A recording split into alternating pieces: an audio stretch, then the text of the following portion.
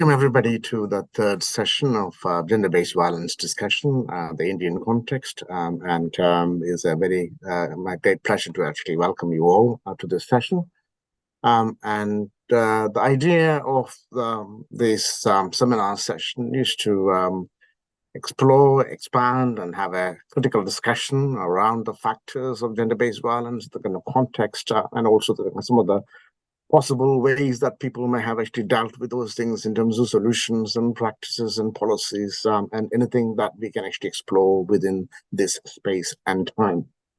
So that is the key purpose here. So we have 3 or 4 excellent speakers for this seminar. Welcome Hemant Chaturvedi to this context, and also welcome Dr. Swati Kamble. And also welcome Samita to this talk, and also Dr. Sohini Chakraborty as well, whom we hope that will be joining the discussion. But if she's not, obviously Samita will be presenting the talk. So we want this to be as engaging as possible. So please feel free to actually raise your questions and comments, and also use the chat box to actually raise any of the concerns or comments or questions that you may actually have as the talk progresses. So I will invite the speakers one after the other. I'll introduce them after in the right order. First of all, we have the talk by Hemant Chaturvedi, and then we'll go to Dr. Swati Kamble, and then the third we'll go to Samita for the final session. So we would actually have about 10 to 15 minutes of talk time, and then we'll open up for discussion after that, and then we would actually aim for a final 10 to 15 minutes to bring all the kind of themes and conversations together, kind of a final discussion point. Okay. So thank you. And our first speaker for this third session on gender-based violence and working with communities is Hemant Chaturvedi. Hemant Chaturvedi has completed a postgraduate diploma in rural management from Indian Institute of Management Research and University of Jaipur in Rajasthan. He encapsulates more than 9 years of experience in the field of data collection, compilation and research in health and child protection and child rights in the development sector. He also inherits the capacity in photography, and his photos has been captured in various national and international exhibitions. He has served in Save the Children as project officer and has worked in southern part of Rajasthan, especially in tribal-dominated districts like Dungarpur and Banswara. He also holds several project leading positions at Save the Children India context, including the lead project implementation of the Panchasheel study in rural India to assess how infant and child feeding practices can be improved. His research interests are primarily in child health, in particular nutrition and infection. He has expertise in community engagement techniques and methods. He has also worked as a co-author in various publications, journals, and IEC materials related to health and well-being. So a very warm welcome to you, Hemant, and over to you. So I will time you for 15 minutes of talk, and then we'll open up for discussion. Thank you, Raghu, sir. Thank you so much. I'm just sharing my screen.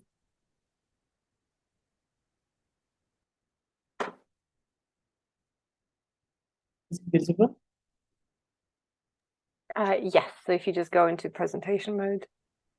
Okay, so first of all, thank you so much for giving this wonderful opportunity. It's been like 9 years that I spent in tribal communities, and there is a lot of to speak and a lot of experiences, but due to time constraint, we will stick with some specific things. So nowadays, community participation, community engagement is we found really important in every project, whether it is research project or it is implementation of any project. So I'm giving two examples. First, I will start with the failure of the project due to the lack of community engagement. So there is a project in Madhya Pradesh of India, and the project name was Gyan Doot. It's a meaning of messenger of knowledge. So it was implemented uh, in the core tribal area, Dhar district, and the motive of that project was to make a bridge between community and the government. So they distributed cell phones. They provide internet facilities. They provide community volunteers in the in tribal area.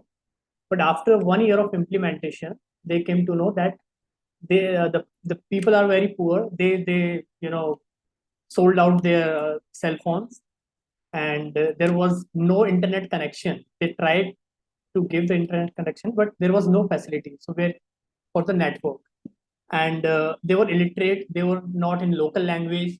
So due to these barriers, the project was collapsed. So because they didn't ask the community how they want to understand how they want to get messages. So this was the example. Here through the presentation, I'm going to explain that the recent project we have done in Banswara.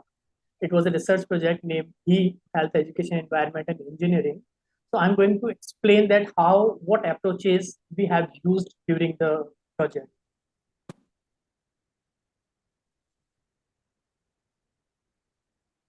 So let's understand like what is community we are calling. So there can be many other definition as well, as we have taken project from Banswara. So I have used the characteristics and pictures from Banswara only. So it should have some common area, and people should have some common goals, problems, occupation, water bodies, schools, and they should have a common language, same rituals, festival, dance, and they should have a common platform to share their things. So these are the common characteristics like in Banswara we found. It can be, if we can go beyond this project, it can be a club, it can be a like dance group, that is also called a community, but in tribal context, it should be come under these at least characteristics. So this is called the community. And I have very confused as should I use this slide or not, but I felt like this would be useful for freshers, like who want to work in the community and in the in remote areas. So these are the common questions which I faced in every new area. Like first question is are you here? What will be our benefit? And many people came here before you, but they just collect their information for their purpose only. And will you employ us for the project? So these kind of common questions usually community asks. We should be very specific with our agenda. No false commitment like, okay, we will employ you and just use the community people and just collect the information and run away. So we have to very specific about these 4 questions. Next, so in this slide, I'm going to explain what steps we followed for the community engagement. Because if we are going to work in any area, it is not about tribal, whether it is rural, urban. If we are going to introduce ourselves with some project in new community, so what the first challenge is to establish there. So we followed these steps, like identify the stakeholders, we build trust and rapport, we understand the community, we plan together and share the study findings at last. So we like in our project, like the stakeholders was like Sarpanch, he is the head of the village. So if we want to work anything in particular area, we have to meet this guy, he is the head, and we have to take consent. Like we want to do this project with this objective, and what kind of resources we will use from the panchayat, and what are the people who will involved in the project. So he's the person, he's the contact person for. Second, schools. Similar, like he's the most respected person in whether it is tribal, urban, because I have worked in urban, tribal, and rural in all 3 areas. So he's the person where if you are stuck somewhere, he can guide you. if you need people, he can ask some community people to come on common platform. So school teacher. Third, there are numbers of communities also established on the grassroots level, like school management committee, village health and nutrition committee, self-help groups. So there are certain groups and communities also on the ground. So we can contact with them and they are objective of our agenda. So they are also informed. And Anganwadi worker and health workers and frontline workers. So these are the most influencing person we found and in that area. So first we identified that and we had one-to-one meeting with them. Trust building. So this is the key for the success of any project. If you want the real things on the ground. So when after 6 months, even the project started, community still was asking like, okay, Hemant, you are here, you are employee, but who are your boss? You are doing whatever your boss is saying, but who is the boss? Who is the PI? You said they are in London, they will come. So community people don't trust easily. Because they are exploited from years and years, so they can't trust you easily. So this was the first step that I explained the issue with researchers. They come to the India and they meet with the community people, sarpanch and school teachers, and then on common platform as well. And we did local recruitments because there are certain challenges like language. Language is a big barrier. And there, as India is very diversified country in terms of language, in terms of culture, in terms of your dressing. So we hired the community local researchers and volunteers, so they can make a bridge between the researchers and the community. And I was one of them. I am also a community researcher. We should respect the diversity. As I said, like India is very diversified, especially tribal area.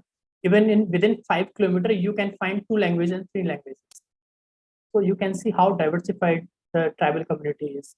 And they usually stay in groups, small groups, and they have their own culture, own customs. And so we have to respect their diversity.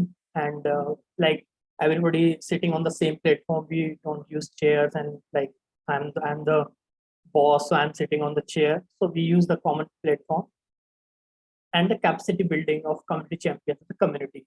So it gives them like they are working for us and they are teaching something, they are sharing the external things, what is happening in the world. So they are giving something at least in terms of knowledge. And the another steps we followed, like to understand their community, we had focus group discussions on the topic.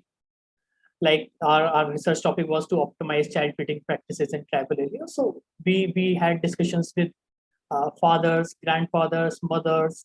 So in different groups, we had focus group discussions. We did transact walk to understand like how the village look like, what kind of resources are there, what kind of challenges are there, what facilities are there, where are the institutions like panchayat, schools, Anganwadi centers, and how people are accessing them, what facilities are there. Like there are certain things written in the documents like Anganwadi should have this, school should have this. So we just seen along with the villagers. So it also built trust among them. Like the external people are moving around the village and seeing everything. Informant interviews and social mapping. So all these activities led by the community itself. You can see then the social mapping. The community people is drawing the social map on the paper. Like what is the the whole village actually draw on the map, so we can understand where are the schools, where are the Anganwadi centers, where is the road, how many wells are there, how many hand pumps are there, so everything, and what are the social group is staying in which area, which hamlet. So everything on that. So it makes sure that community is everywhere from the very beginning.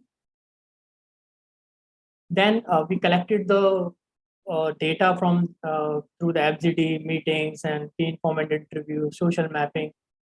Then we plan together. We share that what kind of issues we identified. So we can say it was a co-designing steps.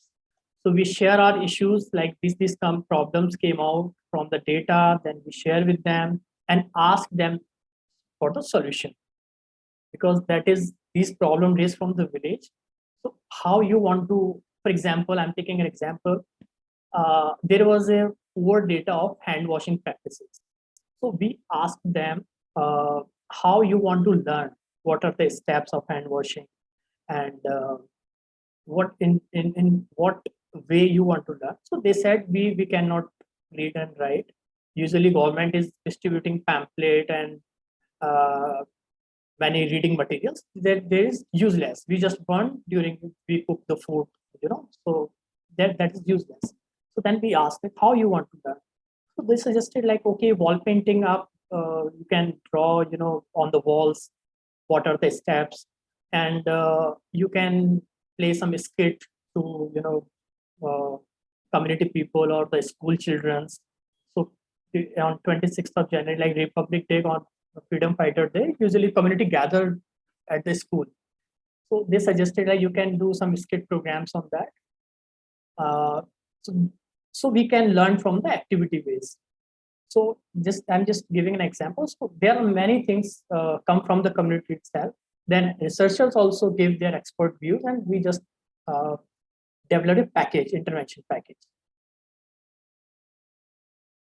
Yeah, this is very important because I face many challenges in earlier projects. But once we have done our project, we just collect information and we start writing our publication in journals. But we never come back to the community like what kind of findings we have and what work we have done with you. So in return, what we are giving. So in that we have developed a photo book with the study findings, and we distribute it to the community.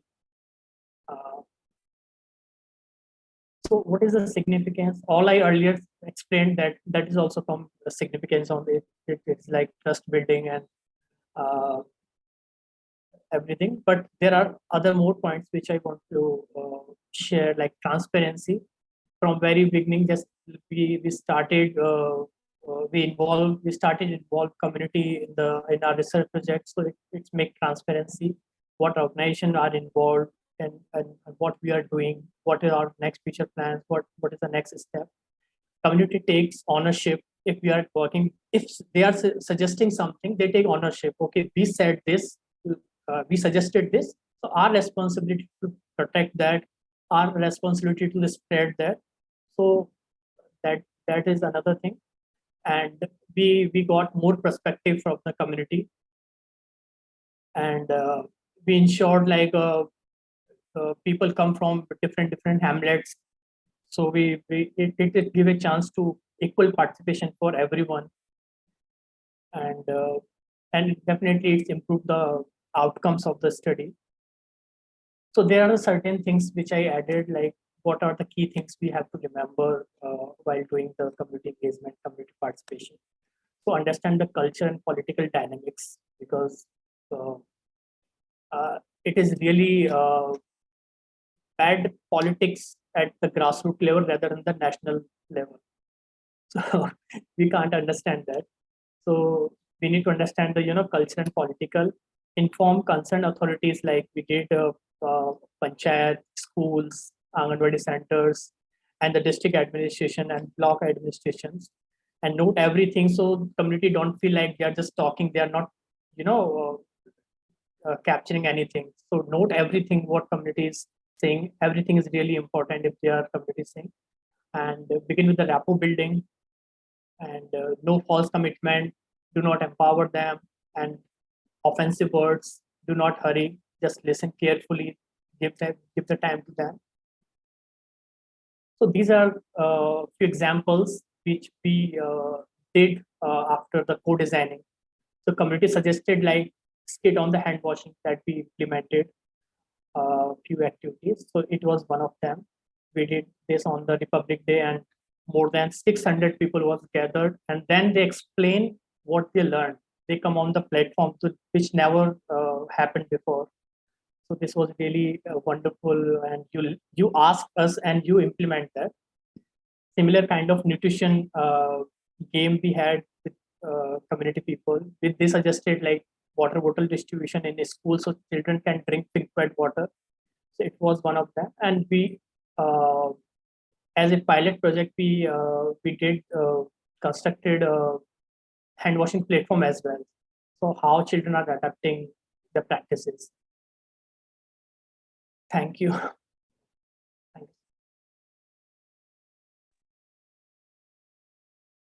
That's wonderful. Thank you. You're on mute, Raghu. No. Thank you, Hemant. I think that was an insightful talk in relation to the community and engagement with the tribal communities.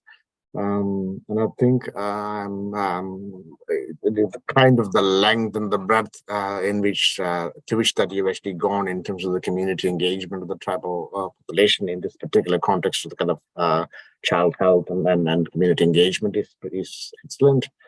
So how do we sort of connect this to the GBV context of working with tribal communities? I want to open that up for discussion and questions and comments. Can I come in with one? Yeah. Thank you. First of all, thank you so much, Hemant, for your presentation and for really fleshing out quite systematically. It can come across as kind of small and kind of making sense kind of part of research with communities, but I think those things can be overlooked so easily because of how much time, how much precision, how much consideration, sensitivity they take. And they're very much transferable, at least in my mind, to working with communities on any topic. You know, it doesn't have to be that, but it very much can be GBV. How do you enter a community? How do you spend time with the community? So thank you so much for such a great and illustrative presentation from that. Something you've touched on is about sharing the findings. And I think I was wondering whether you can kind of speak a little bit more to the kind of community reactions to when you were sharing those. Because I think we spend so much time as researchers thinking, how do we enter a community? How do we start a project? How do we do all of that? But I think almost finishing is like, because you're running at the end to get everything finished. Can you sort of speak a little bit about community reactions to findings and maybe anything that you've learned from, did they take him on? You know, did you do any follow-up, that kind of stuff? How did that sit with the community, you know, having those results there? Yeah, the results were really surprising for them because they thought they are doing really well, what practices they are following from generation to generation. And they were surprised that we are very poor in this condition. I mean, hand washing practices and feeding practices. We are very low compared to the Rajasthan or India data. And they said like, okay, what we can, we are ready to learn from you. Like you are experts from outside. You travel all around the world, so we are ready to learn. But you just need to ask how we want to learn, which nobody do. Like government is not doing. They are just putting things on us. This is the material you can do it.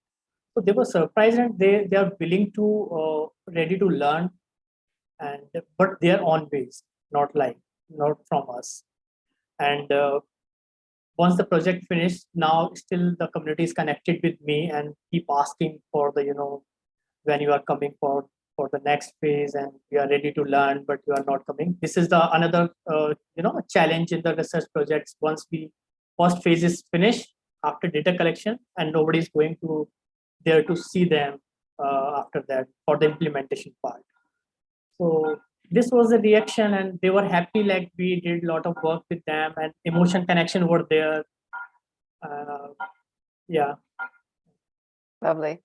Thank you so much. Thank you, Hemant. I think we got a couple more questions. Anoop?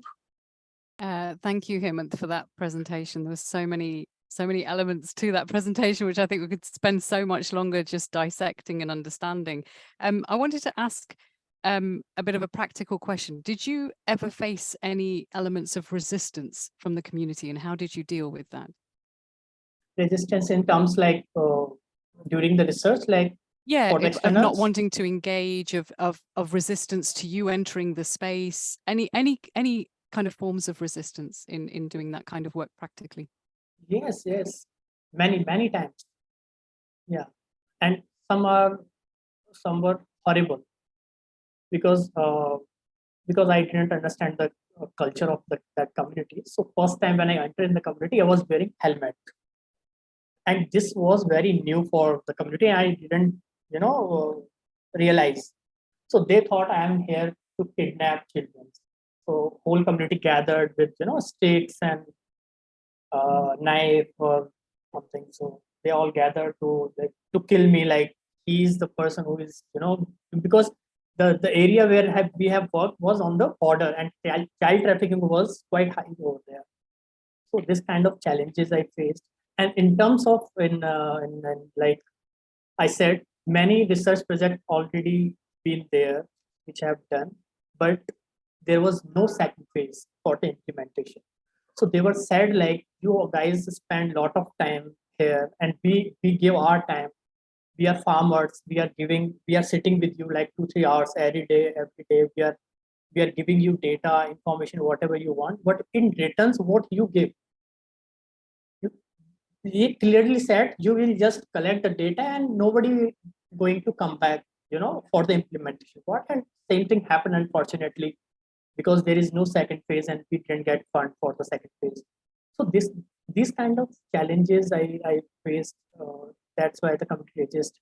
Another thing, the time constraint, because they are poor and they have to give 8 hours for the daily wages.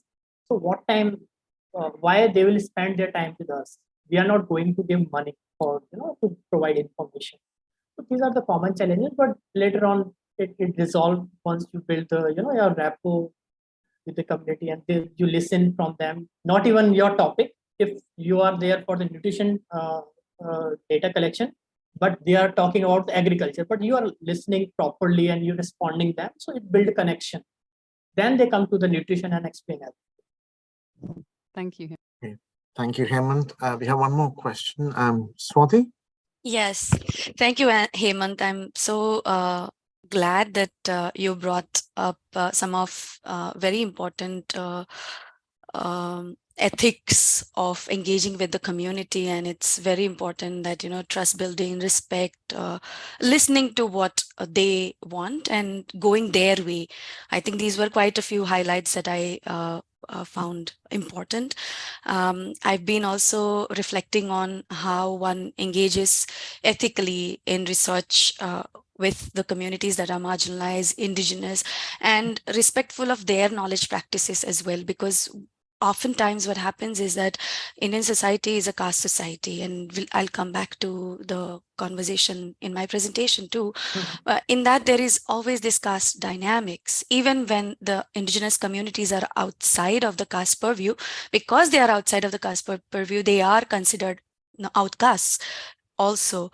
And when people of different caste location, people from urban location, people from outside of the country come and enter, what kind of reactions, responses are coming, and how did you kind of listen to it purposely from the ethical point of view to say that they have certain knowledge practices within their space, and that we have to value and respect that too, even when we are coming with certain research agenda? Can we also find ways to co-create, collaborate on our research agendas and add their questions, concerns, and their knowledge into the research? Was it possible? Yeah, definitely. Because like we are there for, I said, like we are there for nutrition data collection, and we are going to collect the only relevant to the nutrition. But they are saying that we don't have poor agriculture, we are not earning a lot, we don't have employment issues. So in that there are scope, because while working with the departments, you have a automatically build up the good listening with the district administration. So in that you can align with your to the livelihood as well. If somebody is facing issues with the livelihood, and you can connect with them. If somebody is facing issues on agriculture issues, if you can help to provide some social protection schemes on your own basis, so we can align with the department. And if even we can find a ways to these issues in our project as well, like nutrition project. So if they are facing agriculture issue, ultimately it's connected to the nutrition. If they are not earning, if they are not producing anything, then how they can feed the children properly? So it could be add on other aspect also add on to the learning project. I hope I'm not sure that whether on the topic that you ask, or I'm just. We will have larger conversation later on. We will. I think we will come back to that. I also want to put something into the point about how we disengage with those communities at the end of these projects, and I think maybe something that we want to take up towards the end. I don't want to take up that time now in terms of discussion. I'm sure that other presenters might touch on it, so we might want to try and come back to that towards the end of the presentation. Can I ask a question? Yeah, quickly. Yeah, just thank you, Hemant, for such a wonderful presentation. I just wanted to ask, how much time it took for the initial ice breaking while building the rapport with the village participants over there. And secondly, you shared that there was some kind of resistance from the population over there. So is that resistance all across, like male, female across, or is it from the male population or something like that? Can you just reflect on that? Sure. So initially, almost 1 year we have took for the rapport building and to mix up with the community. And in terms of gender, like men or women, so men migrate from the other state. 80% migration was there. So women were there. So it was only the constant that they have time for cooking, they have their field work, they have their livestock to take care of them. So this was the only thing that we have time, like till 8 a.m. If you want to come and discuss till 8 a.m., then please come, most welcome, or even after 5 o'clock. So this was the only constraint from the community. It was a time constraint because they are daily wages labor and they have to take care children's livestock, farming, everything. So this was only if we did the time frame according to the community, there was no challenge actually. Thank you. Okay. Thank you. If there are any further questions, and I think we'll take it at the end, if that's okay with you. So thank you, Hemant, for that very insightful community engagement in the tribal communities. That's excellent. Thank you. And we'll come back to you with any further comments towards the end. So our next speaker is Dr. Swati Kamble. She's an independent researcher with a PhD from University of Geneva in Socioeconomics, and she's going to talk about working with Dalit communities. And Dr. Swati Kamble is an anti-caste, intersectional feminist and independent research activist. Her research broadly focuses on human rights and social justice movements and decolonization and intersectionality. She has a PhD in Socioeconomics from the Faculty of Social Sciences of the University of Geneva. Her doctoral research focused on political mobilization of India's caste-affected, caste-oppressed communities, their movement history, and how this movement has shaped oppressed caste women activists into agents of change. In this research, she studied how Dalit women activists influence policy processes by negotiating and navigating androcentric, upper caste, bureaucratic spaces of power. I like that. Additionally, She has studied Roma women's movement in Hungary and how European decade for Roma inclusion plan policy did not reflect the issues of Roma women that Roma civil society has been advocating for. Currently, she is researching the digital activism of Dalit women and middle-class Dalit women's mobility in the Indian neoliberal market.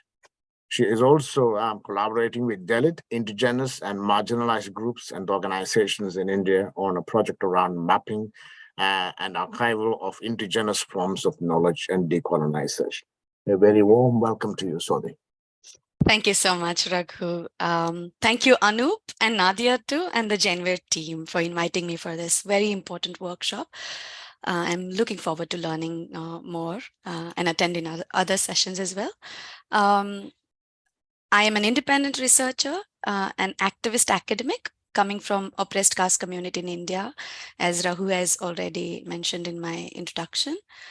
Owing to a long-standing movement, I was able to study and earn a PhD. My research work largely focuses on Dalit anti-caste movement and how they sustain against the backlash from the caste structures embedded in Indian institutions.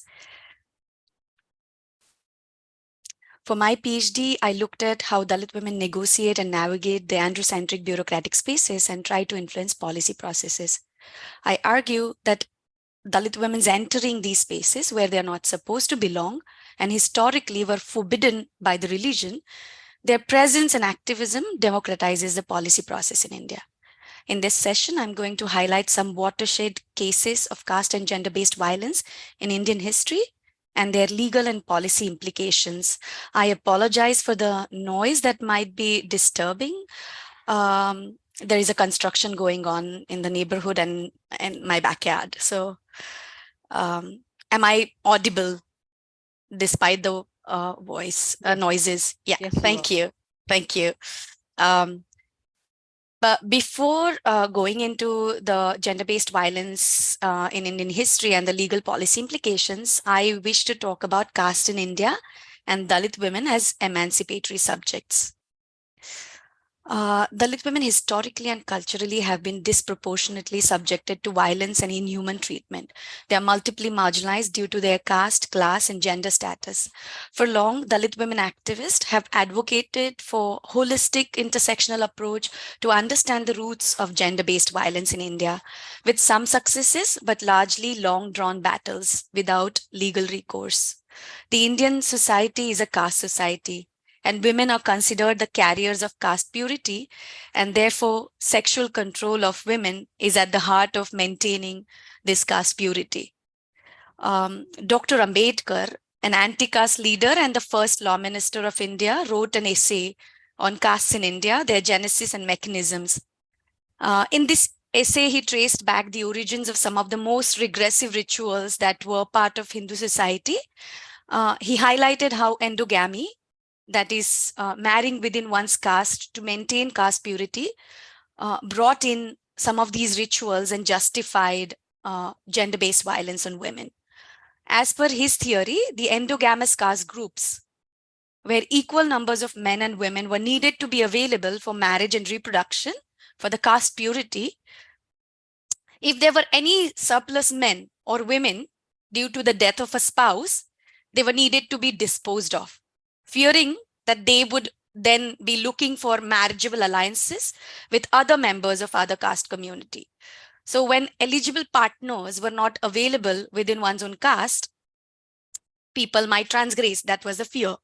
Thus, when the husband of a woman died in a similar caste group, predominantly the upper caste groups, because Ambedkar also wrote that when the doors were closed on, some closed the doors themselves to maintain the caste purity, and some found the door closed, and they had to kind of follow the these caste rituals forcibly because they were also alienated. And apparently, the caste, the ritual purity is very much tied to the uppermost strata of the Indian caste society. The lower you go, the rules become more they are not so strict, but the penalties are stricter on the lowest part of the society if there is a transgression. So when a woman dies, she's ritualistically manipulated or forced to kill herself at the pyre of her husband. That is, this tradition is called sati or bride burning.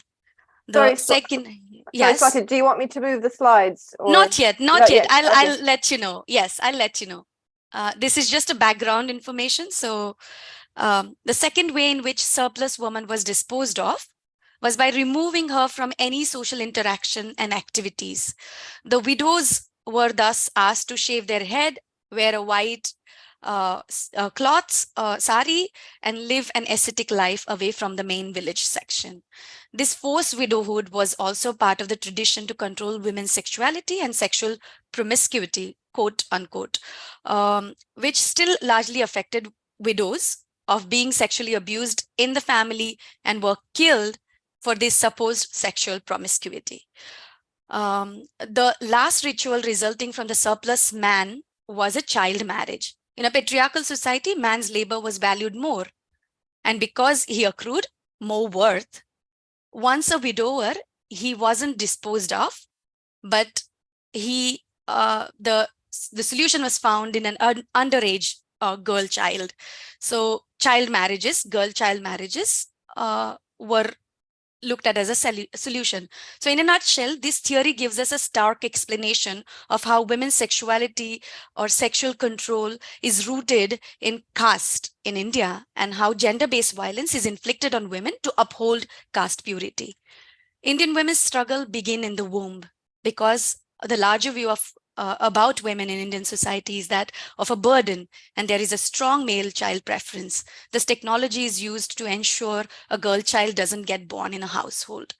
And I'm giving some stark realities here. There is data to back this up. Of course, India is changing, and a lot of changes are owing to a social movement, strong feminist movement, strong anti-caste movement, indigenous communities movement. So we see changes, but if we put this history and the statistics of current times and the cultural practices in India against the movements, we still see stark reality.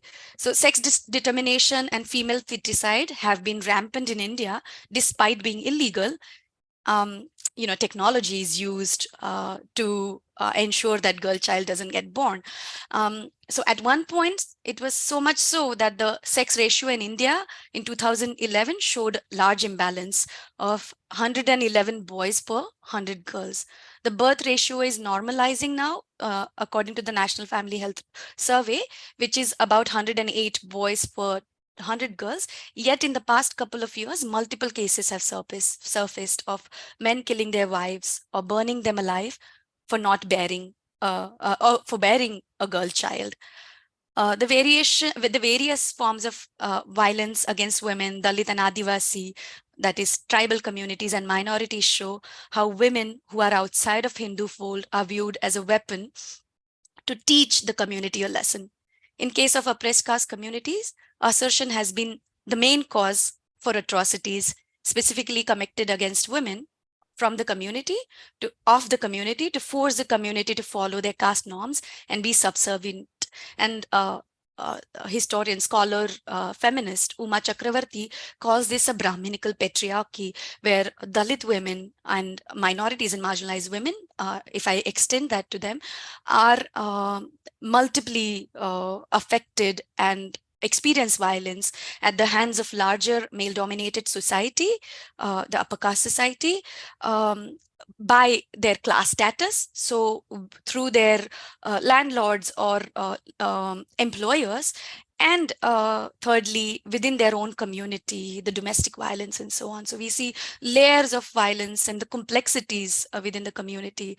Now coming to my research, because I don't want to only paint the victimized view of these communities, because despite having hardships, they are also very emancipated agents of change. So growing up as a Dalit myself, I've seen the impact of anti-caste movement had on me, and how the community that faces multiple challenges still strives to become an active political subject. I've witnessed Dalit women's mobilization to seek their fundamental rights. You can move to slide 2 now. Yeah, thank you, Nadia. So their day-to-day engagements with local bureaucrats and political actors to secure basic needs such as water access and sanitation facilities at the community level, and also their fierce participation in process when Dalit atrocities occur. I've just here shown the map of caste in India before delving into further conversation. Would you move to the third slide, please? As a researcher back in 2007, I decided to study Dalit women's political participation and violence experienced by them in the process. The 73rd and 74th constitutional amendments of 1992, after India's economic liberalization, were introduced to promote citizens' participation in good governance. These amendments guaranteed a proportional quota for women, Dalits, tribal communities to participate at local level politics. The constitutional guarantee, however, did not match with the caste and patriarchal value systems in Indian society. Women were often made to be proxy representatives, while their male counterparts took up the lead roles of being village councillors and ward councillors in the city. Reports of violence were routinely coming up. For example, Dalit women councillors were not allowed to sit on a chair in meetings or hoist the national flag on the national days. In more gruesome cases of atrocities, Dalit men and women were killed, beaten up, or paraded naked. Here you can see two examples, two news clippings, one from 2006 and another more recent one from October 2020, reporting some of these acts of violence pertaining to the councillors.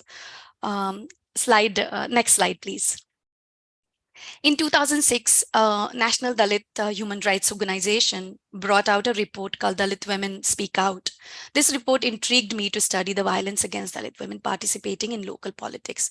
When I went into the field, I found several stories of violence, but the 20 narratives of Dalit women I documented, who all differed in education and age, had one thing in common. Can you change the slide, please? They had succeeded in completing their full term as local political representatives, defying all the obstacles they faced. This research was instrumental in changing my perspective about the complexity of Dalit women's experiences. I understood that the single narrative of victimization does not do justice to them. The stories of women I encountered showed resilience, strength, and agency. Dalit women have continually spoken out against the patriarchy, casteism of the state, the caste blindness within feminist and leftist politics, and the patronizing male-dominated Dalit movement. In doing so, Dalit women have democratized these spaces and brought forth dialogue on social justice, equity, diversity, and inclusion. In their fight to seek representation, Dalit women propose gender-just and anti-caste politics. Now, I want to briefly highlight some of the cases that have been instrumental in Indian social movements. Would you change the slide, please? The first case is of Mathura, a 16-year-old tribal girl. Mathura was raped in custody by 2 police officers in 1972. This case is considered a watershed moment in Indian social movement. Mathura was an orphaned Adivasi 16-year-old girl who was struggling to make ends meet. As per the tribal tradition, she lived together with a partner. But when her brother filed a complaint of her elopement, she was summoned to the police station.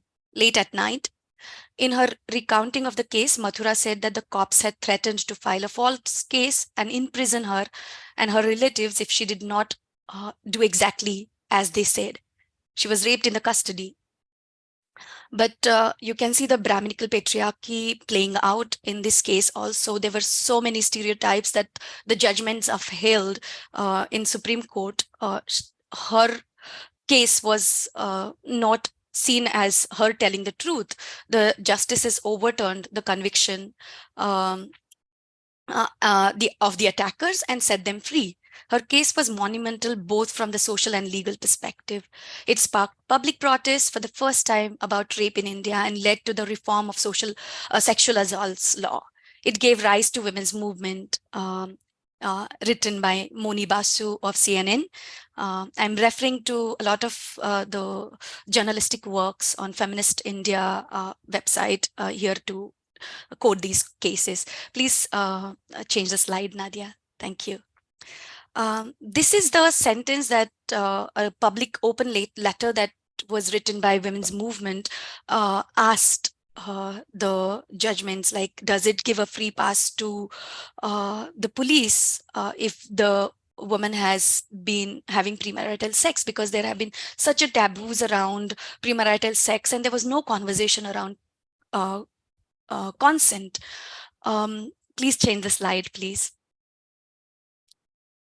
So the Supreme Court's verdict was based on 3 arguments. Mathura did not vocally express her non-consent during the ordeal because she was threatened. There was no conversation around the power dynamics, and that she was called in late hours unconstitutionally.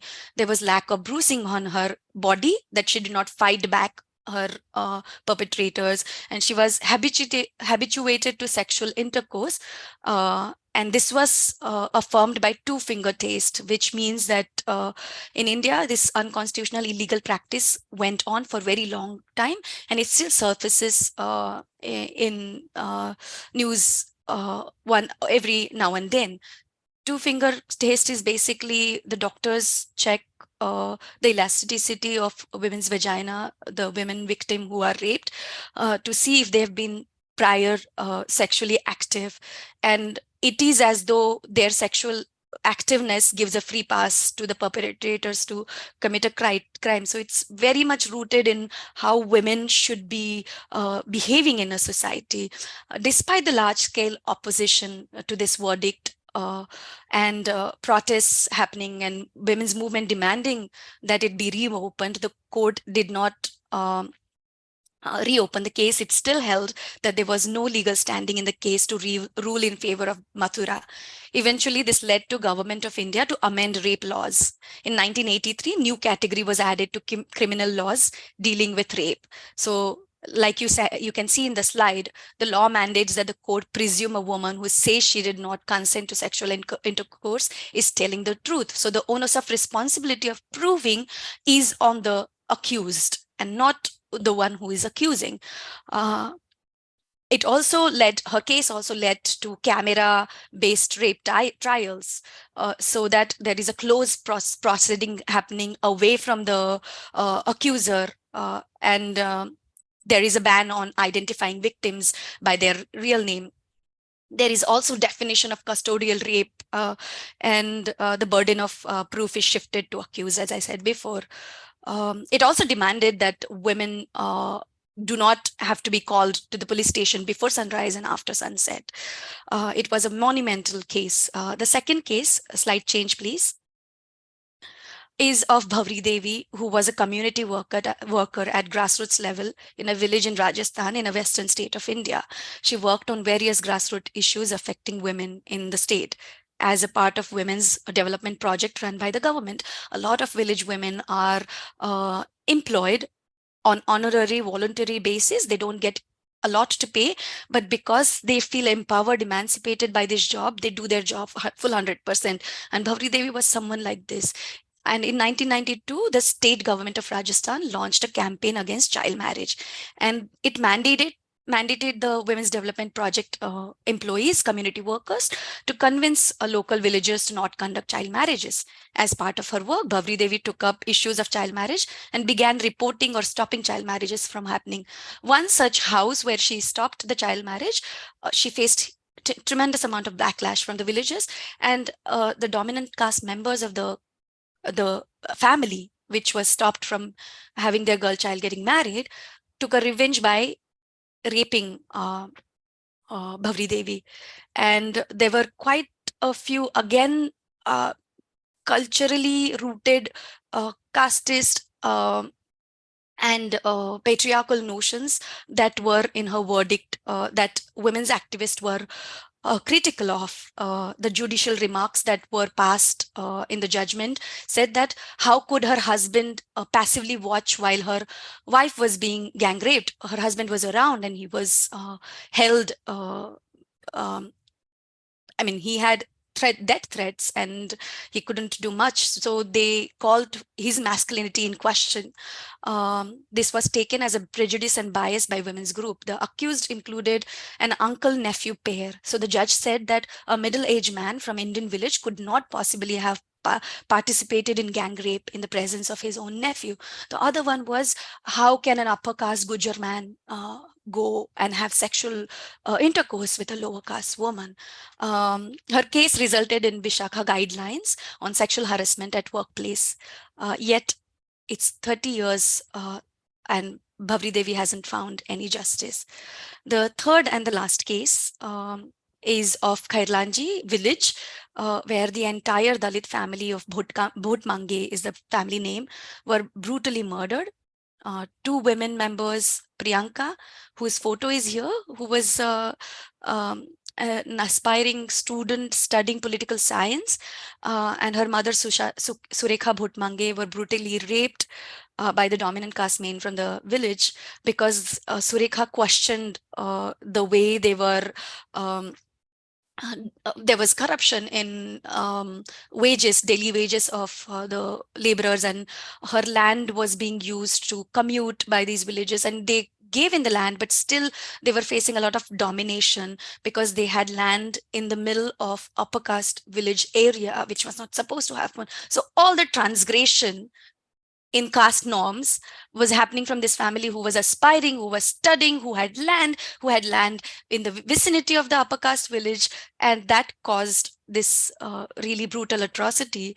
And the verdict was announced in 2008, which held 8 people guilty of murder and acquitted 3, while the entire village was complicit. 6 people were given death sentence, which was ruled out later on, and years went by and this case lost its edge despite a strong anti-caste movement being watchdog, looking at the case closely. The judiciary has been biased. Even the courts refused to invoke Scheduled Caste and Tribes Prevention of Atrocities Act of 1989, which is specifically created to as a remedy and restoration for the caste oppressed communities. And still the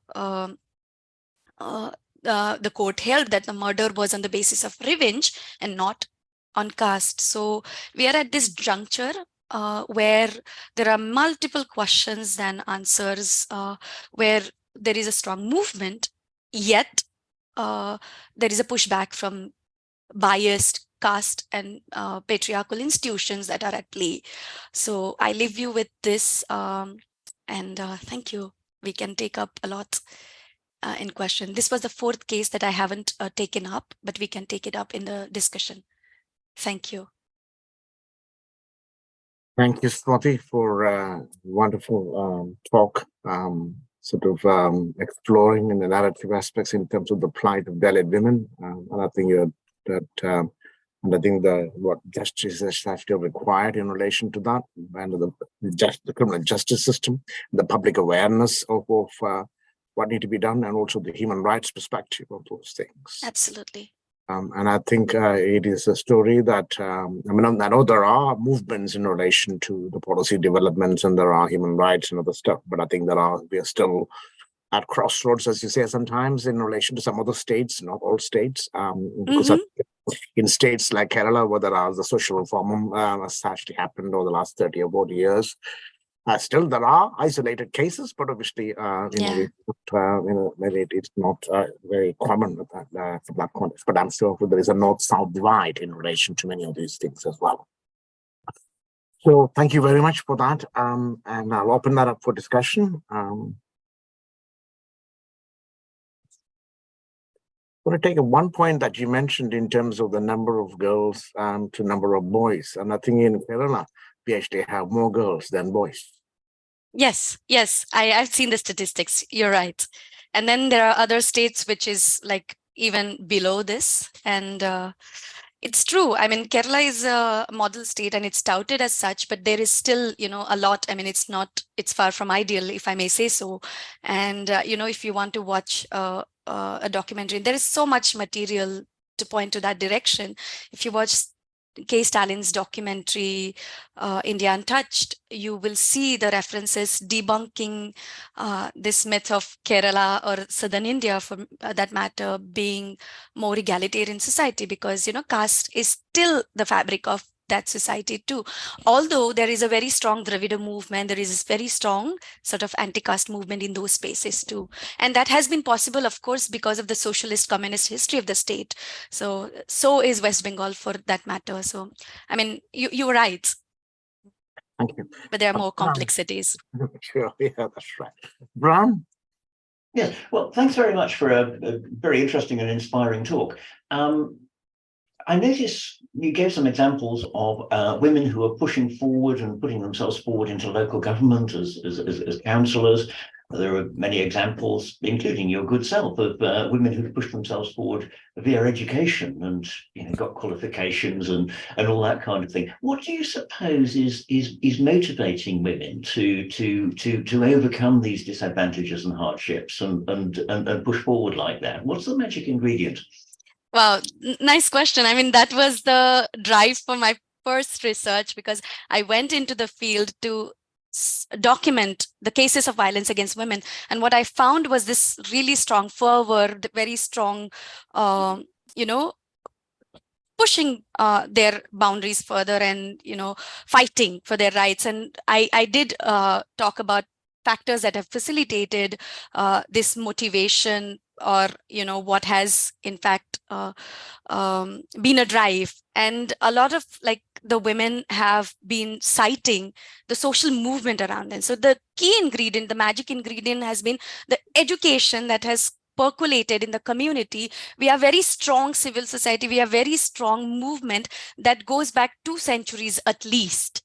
And there is, you know, very strong sort of vernacular education culture where people use art forms, people use music, people use booklets in their regional languages to share stories. There is oral history tradition where the, you know, inspiring stories of their revolutionaries from 19th century who first got education or who opened the schools for girls and untouchable communities are revered, and it's sort of keeping the memory alive of that resistance.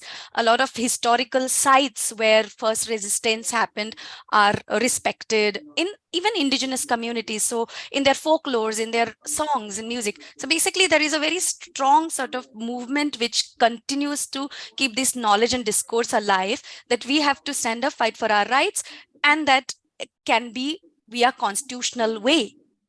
You know, they are standing in the streets, they are protesting, but they are also trying to enter the policy mechanisms. They are entering politics. They are trying to seek education. They are entering digital platforms. So whoever has had any sort of mobility in this neoliberal context, in the colonial, post-colonial context, are trying to etch a little further and create a dent. So yeah, to answer briefly. Yes, it's always inspired me whenever we visited India on our projects, that the sheer number of, well, generally speaking, younger women who've put themselves forward into the professions, into academic life, into things like public health and social care, you know, all those kinds of things. And, you know, they're very bright, very hardworking, you know, very dedicated. India. And it's, you know, it's great that, you know, that's happened, and that's happened kind of within my lifetime. Yeah, but India rests on forever, if I may say so, on the recognized, unpaid care, work and labor of women. So you have n numbers of community workers that are doing all this, you know, gender sensitization work, who are trying to question the cultural practices that put women in danger, put the entire society in danger, and yet their work is devalued and they experience very strong backlash against them. Okay, thank you. I'll shut up now and let somebody else discuss. Any further questions or comments?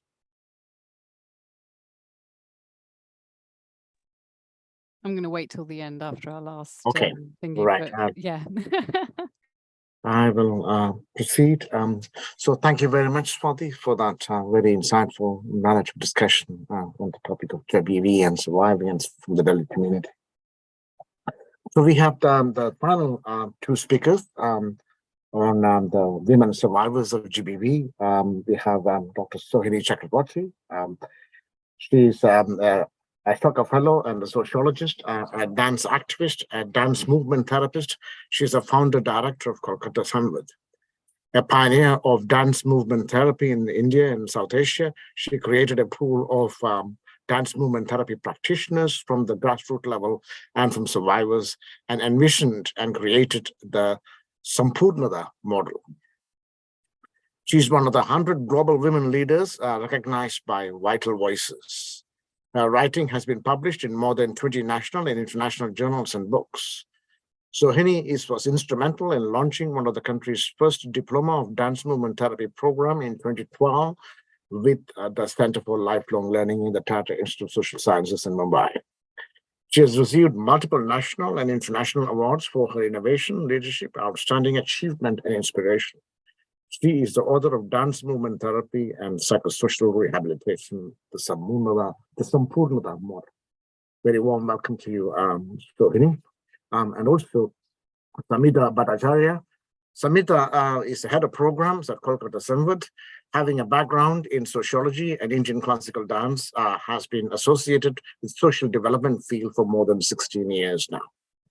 She has experience of working initially in an education-based project with street children and then with trauma survivors at present. So she has been nominated at the International Visitor Leadership Program of the US and the Department of State in 2014. She has been associated with the Kolkata Sanved since 2007 and is presently heading the programs. As a member of senior leadership team in the organization, she encourages survivor leadership so that they can emerge as a second-line leaders. She closely mentors trauma survivors who are currently working as dance therapy movement practitioners. So a very warm welcome to you, Sohini and Samita. And we're going to talk about women survivors of GBV.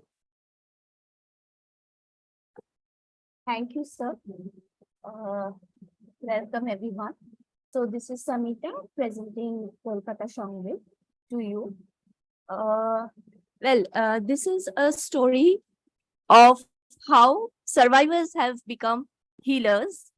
It's a journey, I must say. It's not a story, it's a journey. How they have transformed their lives by way of their sheer passion, sheer will force, and how they have come out from their situation, and they have again joined the mainstream population as such. So to begin with, I must tell a bit about the background.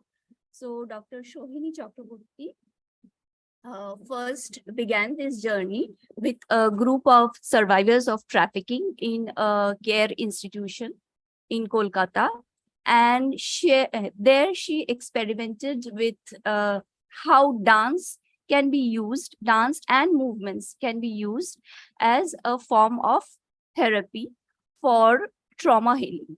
So that was the beginning of a journey.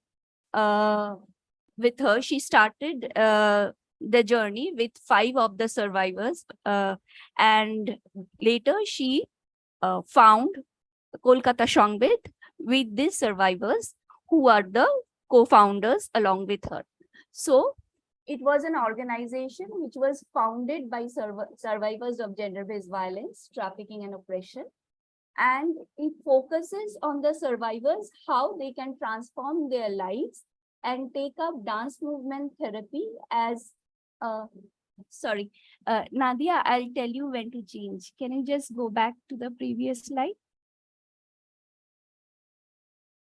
Yeah, thank you. So it's a journey of how they have from their situation, they have pulled themselves out, they have healed themselves, transformed themselves, and finally they emerged as professionals in the field of dance movement therapy, and that's how they have transformed their lives. And Kolkata Sanved is basically a woman-led organization, and it has developed the Sampurnata model of social change, which is very much community focused, because the principles on which the model is based has come up from the learnings from the community. and it is very much cultural in its contextual form, because since it has developed here in Kolkata, in West Bengal, in India, so it is very India specific. The cultural context is very India specific. And Sanved not only uses dance movement therapy, but at the same time, it also emphasizes the importance of other creative art therapies, which are all functional in promoting the quality of life through for our holistic well-being and enhancing gender equality. Next slide, please.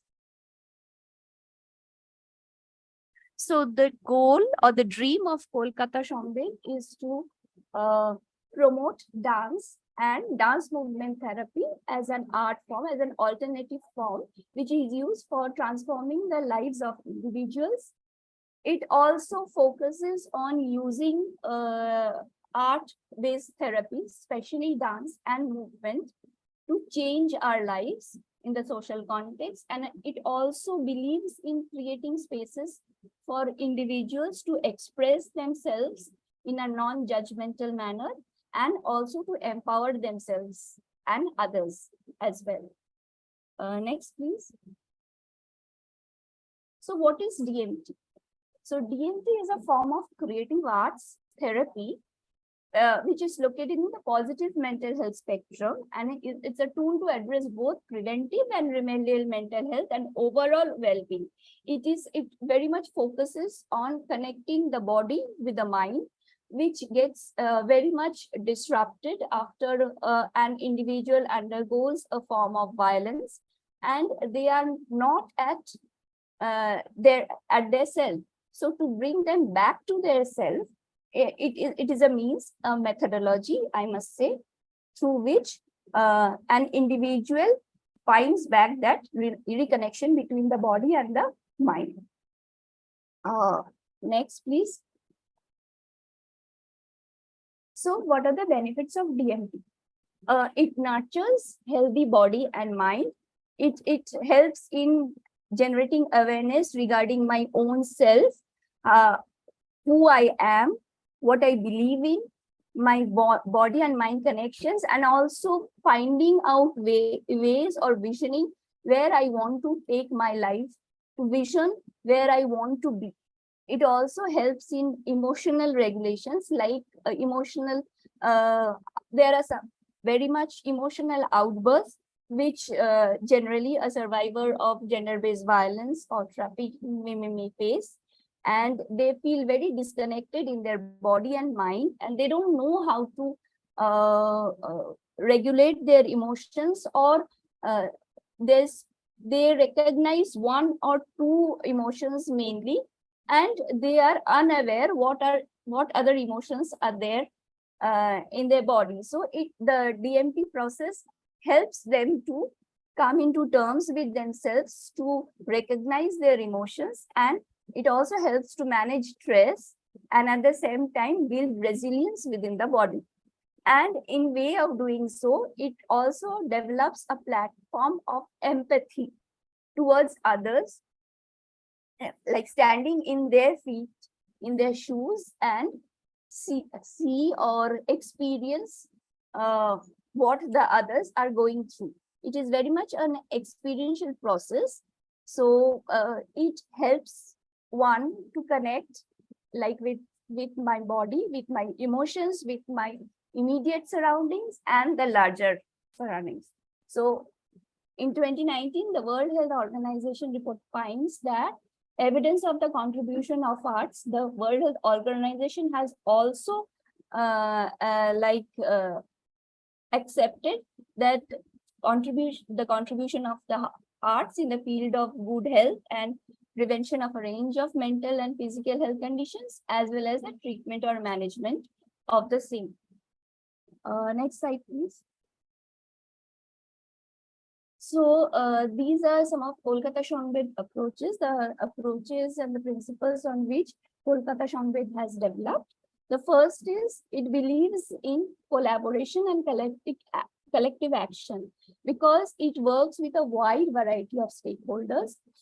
Like Kolkata Sanved doesn't have its own care center or something like that, because it believes that every organization or institution or individual has their own expertise, and when we bring those expertise together, then only holistic well-being or holistic development is possible. So it believes in the principle of collaboration. It also invests in the bottom-up approach. So here we generally focus on the survivors and empower them through various processes and capacity building trainings, so that they can regain their quote unquote normal self before the situation or the mishap occurred to them. And 80% of the population of Kolkata Sanved staff are from survivor background. So previously they have been survivors of trafficking. Now they have undergone the healing process and taken up dance movement therapy as their profession. And now they are like we can call them they are mainstream, and they very much take an integral part in the organization's decision-making process. And also we are developing the second line leadership. So it is also, Kolkata Sanved also believes in a survival-focused approach, because we always work for the best interest of the survivor. And the process itself is based on a participatory approach, because there is no hierarchy when we implement the process of dance movement therapy. So we believe that unless and until we believe so, then the empathy, the feeling of empathy will not come in. And it believes that only development, well-being can happen only when we are at an equal platform. So definitely the process is very participatory. There is no hierarchy or a teacher-student relationship, and we encourage this. And it also, Kolkata Sanved also emphasizes on the culture of reflection, creativity, empathy, and respect. And this is practiced in our every step of action. Like we always include all the DMT practitioners and other staff of the organization in all decision-making process. There is representatives from them in the board as well as the senior leadership team, which majorly takes some of the day-to-day organizational decisions. And we also respect other cultures, other practices. So that's how we build in the system. Next slide, please. So these are some of the principles of the Sampurnata model. We work through creative intervention. Whatever we do, it's very much creative to encourage that one explores one's individual creativity, and the process helps the individual to express it themselves. We mainly work in a group model. So rarely when there is a need, we work with an individual, but majorly we work in group model. It is a feminist model as well. The intervention is very much body-based for trauma and stress healing. The well-being is based on strength and positive psychology. It is beyond clinical approach and focuses on the quality of life. It is trauma. We practice trauma-informed care, and we believe in individual strength and potential. As I began with, it is a survivor to healer to leader approach, and it is very much, the process is very much effective in low resource settings. So it also helps to build skills of DMT practitioners, both from the mainstream and the marginalized, and it is very much cultural in its context. Next, please. This is the process of Kolkata Sanved works. It begins with understanding your own body, yourself, and then how that is connected with the understanding of the body and the mind, which leads to healing. Healing means you are transforming yourself and acknowledging your collective pain with the others surrounding it, and then you are healing yourself, you are focusing on your well-being, and you are again co-creating a space of care and empathy with the others. So that is the process of work. Next slide, please. These are the various intervention areas and programs of Kolkata Sanved. So mainly we work in psychosocial rehabilitation, prevention. These are the main two programs, and definitely promotion. And we do a lot of evidence generation, since it is a very new concept in India, and hence it is a very time-taking process. It is very much experiential. So much of our resources are also spent on generating evidences through various research studies and programs. I will just not be very detailing.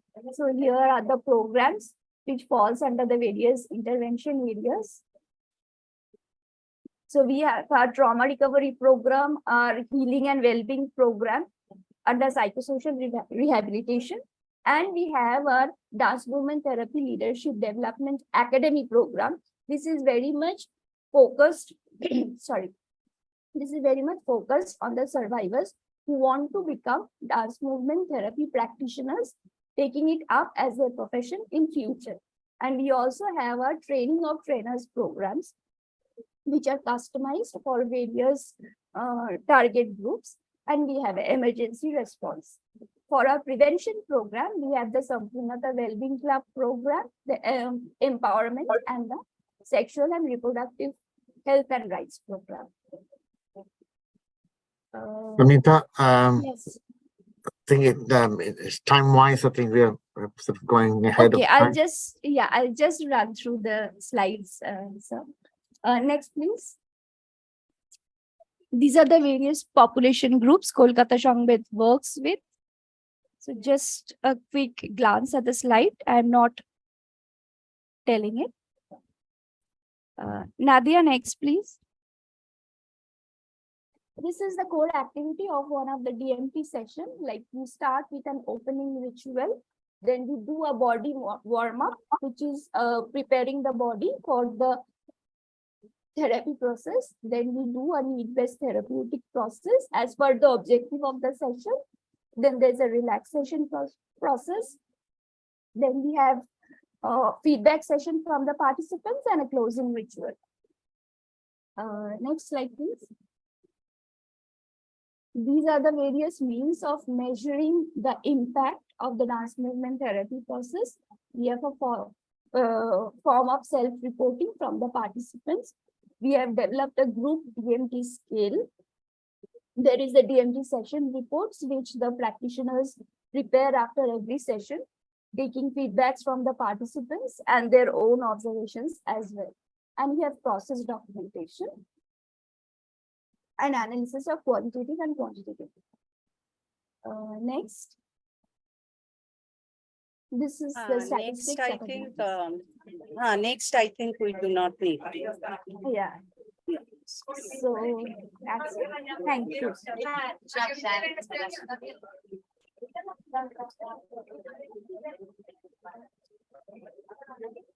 Shall I stop now, or do you want to? Yeah. Okay. Thank you. Lovely. So thank you very much, Samita and Sohini, in relation to the excellent work of the dance movement therapy and the journey itself, a rich journey for survivors of GBV to find a life and living in that context, a kind of sampurnada, as they call it, in terms of fulfillment. And it was also interesting. I was looking more in relation to because you sort of describe the process of resilience building, the strength building, capacity building. From I think so that is an important perspective. I would have liked to see in some of the stories of resilience that some of the survivors might have created.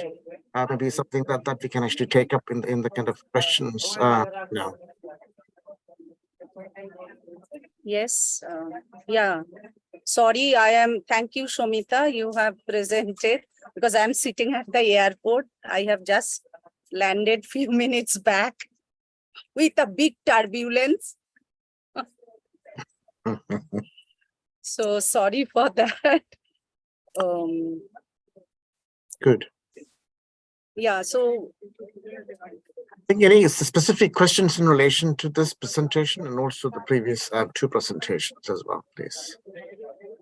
yeah, I just wanted to add one thing, that this is a very long-term process. It's very, very process-based, and the model is not result-oriented. It's sometime it's taking really 3 to 4 years with with the survivors. And for some survivors, as you know, like if GBV survivor, it's a healing is a lifetime process. But when the healing is happening, it's not that we are not treating them that they cannot be functional. So that's how we take them through the process, and we believe they can become the expert to pay back to the community. Yes, Swati. Swati have those. Thank Swati? you. Yeah. Yes. Wow, what an amazing work. Thank you so much for doing this much needed work intervention. I had two questions. One is about the feminist approach that you mentioned. Whose work sort of which feminists work sort of created a foundation or background for this work, and where did this idea emerge from or need emerge from? How did it initiate? What is the story behind? Yeah, so the stories, then I have to say my personal story, definitely I'll tell. Only if you're comfortable. Yeah. Sorry. No, this is nothing too much. So I was let me tell you the feminist approach. So it's based on the body, like it's my body. I am proud of my body. So when you work with the survivor of sexual violence or gender-based violence, they are very disconnected with the body. So bringing them back to the body. So that entire body work is, if you say that from that reclaiming the space, reclaiming one's own body with the pride and not seeing as a hatred or negative, body image. So that the entire feminist lens, that my body, my sexuality is not dirty, like not that guilt and the shame for the sexual violence what women carry all the time. They feel guilty most of the time. So that entire lens is embedded in this model, and that's the power of this model. And the second thing, that this entire idea has been started. I am a sociologist, and my special paper was criminology, and I was a dancer and theater actress. So in my young age, I never want to do performance. Rather, I wanted to mix the dance and the sociology. So I one day walked down. That time, I think I was a postgraduate, like MA student, and I was walked down in Calcutta Book Fair, and I saw a poster that they sell me my own blood for some gold and some silver. I rinse and rinse my mouth, but the taste of treachery remains. I'm no more bride to be, I'm no more mother to be, I'm no more future to be. So as a very, very young, person, it's really a hammer in my head. And then and there, I decided I will be using dance, where a woman will be saying, I am mother to be, bride to be, future to be. So that's how the entire thing has been started, and I didn't waste any time. And I just went to, in a Kolkata-based psychosocial rehabilitation center, and I shared my idea, and that's how the experimentation has been started with the survivor. So now that idea has became into this form. So it's gradually evolved, what Shomita also said, the entire learning from the community and shaped into this model. And then this model now teaching into the academic setup. Yeah. I think it was a wonderful story, inspirational story indeed, in terms of how a person's life has actually, helped so many people in relation to Yeah. having an active life and an engaging life, that a fulfilling Yeah. life. So that's how we try to find that, hope, that inner strength of an individual, especially of women, with that positive mental health and strength-based perspective, where you can celebrate, your life with your proud body, whatever way. So that's how it's a very, very feminist lens, approach. And I can share an article on that also, that a research-based, that how Sampurnata model has been treated as a feminist model. So it's participatory, it's self-expressive, it's talk about openly body, reclaiming the space with the inner space of the body. So when I am strength with my body, how can I take action in my life? And with a positive action also. Yeah. Thank you very much. Nadia, you got A very quick one. I'm very conscious of time. But I think it's very interesting how the three different presentations touched on space. How do you enter the space and work in the space? How do you create change in the space? And how, your space as your body. And a question to you, Sohini, where do you do this therapy? Is it in the space of Kolkata Sanved, or do you go to the communities and work in their own spaces? Kind of, if you can comment. Yeah, no, that's Shomita said, now we not run from Kolkata Sanved, we reach out to different community in very, very low resource setting. So we reach in different center. One is the center, which is a rehabilitation center, where the survivor of gender-based violence are, stayed for some time for their safety and all, and also different community where they are facing. Yeah, so we reach out. It's not that they are coming to the center and staying. So we do not have that kind of shelter or center. Yeah. So we reach out to different center and villages and different parts. Do you find reactions from the community members when you're working with the women? What kind of human experiences with that? Yeah, sometimes it is using dance and directly with the body. So definitely initially it has a resistance in there, not every time, but at the initial stage. But gradually they understand that it's not the typical dance session. It's talking about, they are like when the participants is found, the positive result within themselves, so they become the advocate of the program. Also, in the beginning, we directly work with the first go to the the participant survivor. But nowadays what we do before the program, we give a orientation to the community, like the parents, family, stakeholders. What is this? How it will be function? So we engage the larger society into this movement. Thank you. That's so important. Yeah, thank you for your comment. Thank you. Any other comments, questions?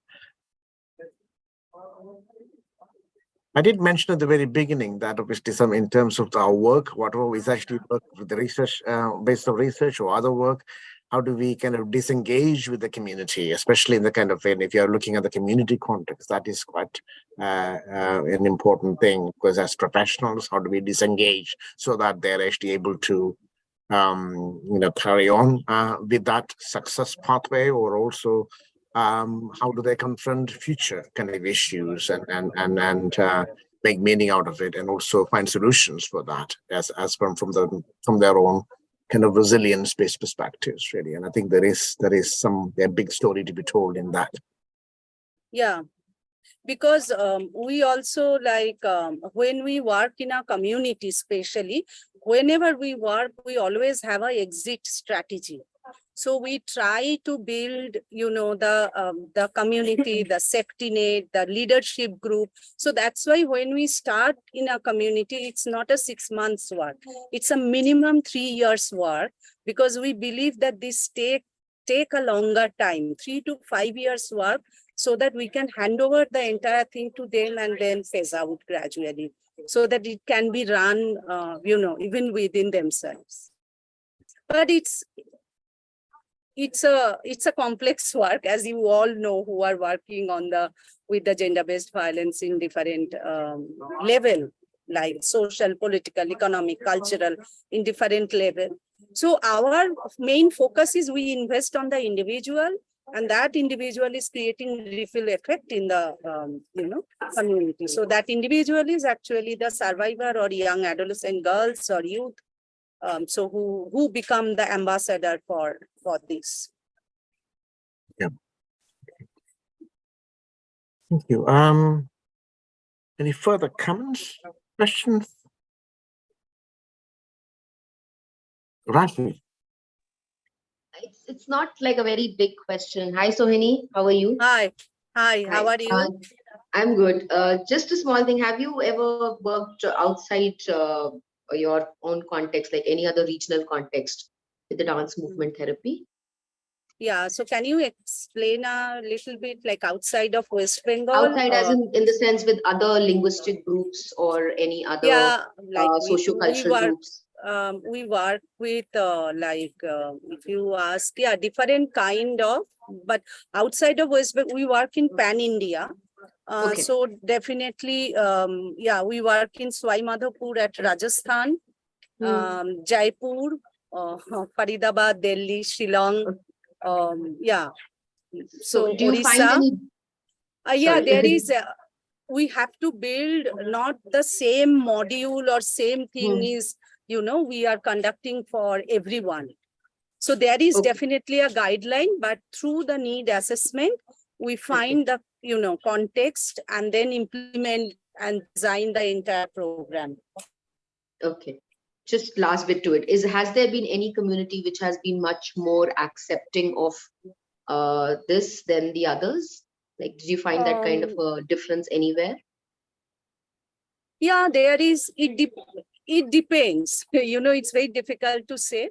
But sometime, like if I say that there is a community in Sundarban, we saw that they are very receptive, from the beginning.